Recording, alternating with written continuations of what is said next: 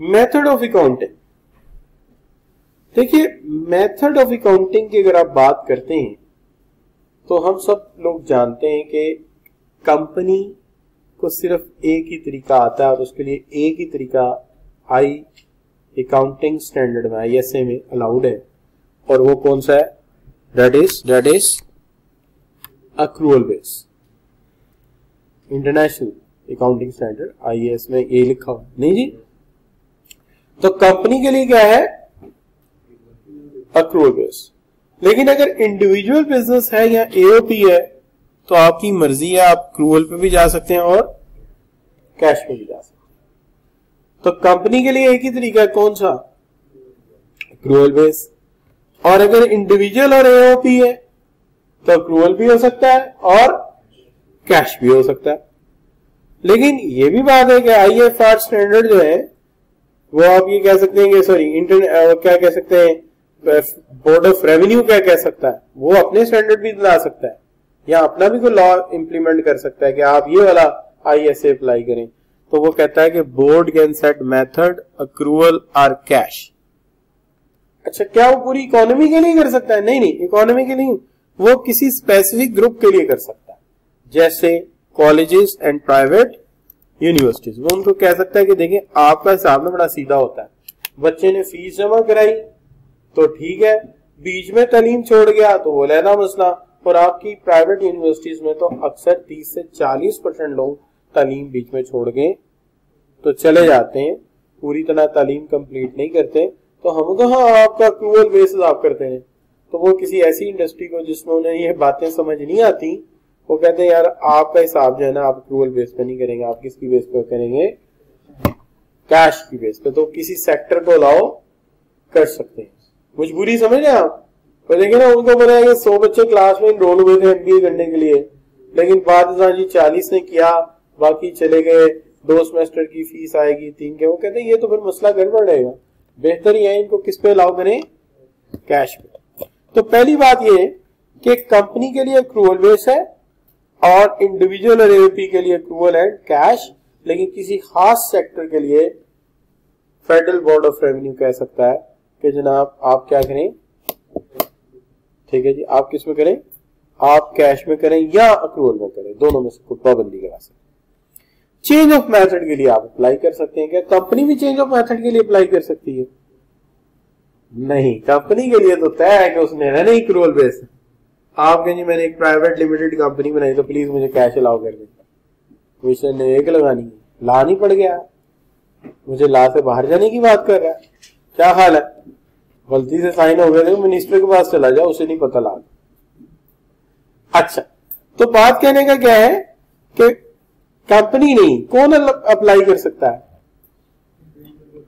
Individual और AOP कर सकते हैं, कंपनी तो कर ही नहीं सकती। वो क्या कह सकते हैं? वो कहते हैं अच्छा भाई ऐसा है, a person can apply to change accrual to cash और कैश टू अक्रूवल। अक्रूवल से तुम कैश पे जा सकते हो, कैश से अक्रूवल पे आ सकते हो। लेकिन इसमें अब केयर की बात है। केयर की बात क्या है? ऐसा ना हो कि जब तुम स्विच कर रहे हो तो अपनी कोई अकाउंट ओमिट कर जाओ, तो पता ही ना चले और वो तुम्हारे बिजनेस का नुकसान हो जाए, वो हमारे टैक्स का नुकसान होगा। और ऐसा भी ना हो कि किसी चीज को तुम एक से ज्यादा दफा रिकॉर्ड कर लो। तो ऐसा हो सकता है। कैसे हो सकता है? बड़ी सिंपल सी बात है। फर्ज करें आप 2020 में ना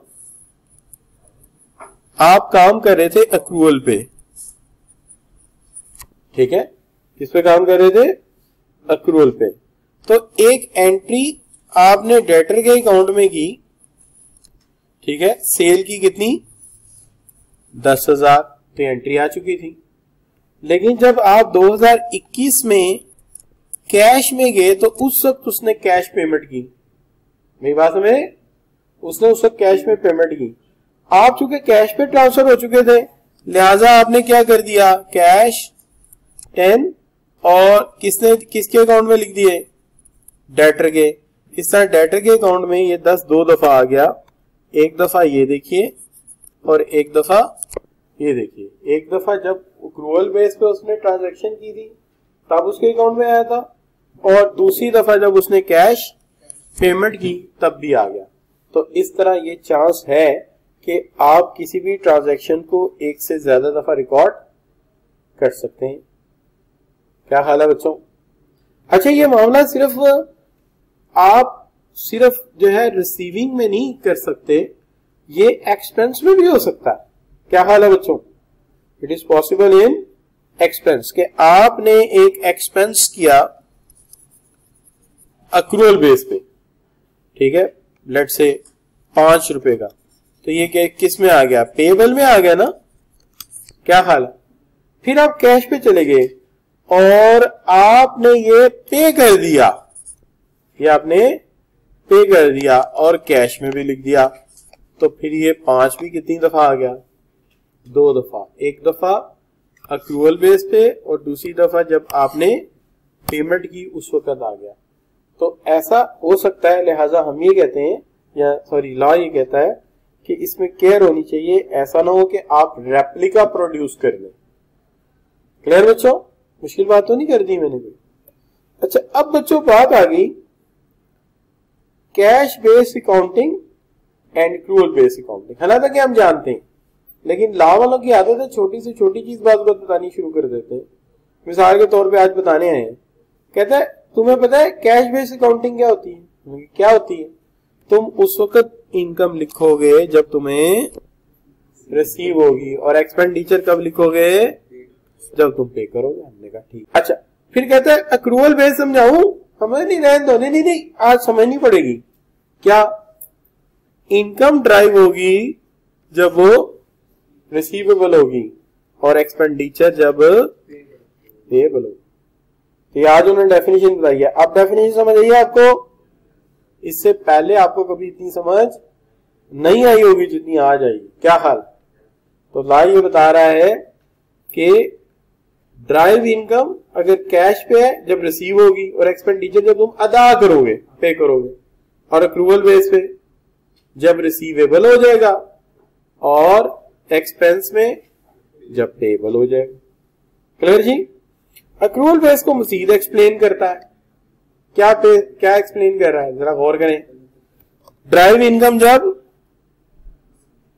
एक्सपेंडिचर, अब कहता है मैं तुम्हें बताऊं अमाउंट रिसीवेबल क्या होती है? चलिए यार ये भी बता दे, तेरी मर्जी है, आज तेरा मौजों में तेरा मूड आया हुआ है, तेरी शायरी पूरी सुनेंगे। तो कहता है रिसीवेबल ये होती है if the time for payment for an amount is delayed, यानी उस वक्त नहीं मिली, बाद में मिलेगी, और यहां इंस्टॉलमेंट। ठीक है? तो रिसीवेबल क्या है? वो पेमेंट जो जाहिर है कैश मिल जाती फिर तो उसमें आती ना उस तरह से। रिसीवेबल तो वो रिसीवेबल तो ना होती, फिर तो रिसीप्ट में आ जाती। क्या हाल है? अच्छा, एंड अमाउंट इज पेएबल जब तुम्हें क्या शो हो जाए? क्या शो हो जाए बच्चों? शाबाश, लायबिलिटी अकर्ड, यानी हम प्रिंटर ले आए, बिल हमारे रिसीव हो गया, तो ये क्या हो गया? Liability occurred. एंड इसमें क्या होनी चाहिए? Reasonable accuracy. Reasonable accuracy means the bill should be exactly the same that is actually you can say recorded. Clear बच्चों? तो आज उसने बताया कि कैश अकाउंट क्या होता है और अक्रूवल बेस अकाउंट क्या होता है। क्लियर बच्चों? आगे चलें? आगे ना चलें? टाइम हो गया। चलो, वैसे मैंने तो सोचा था